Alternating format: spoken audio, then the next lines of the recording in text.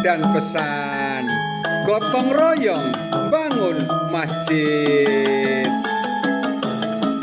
Hayo konco gotong royong bangun masjid kene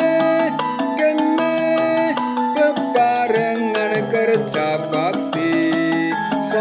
Sayo rukun rame-rame tandang gawe lilo lan legowo bangun masjid pendang rampung siji loro telu papat. Yuk terus semangat niat bulane tekad muga Gusti paring rahmat. Gotong royong pikiran, gotong royong tenaga, gotong royong danane, gotong royong dongane.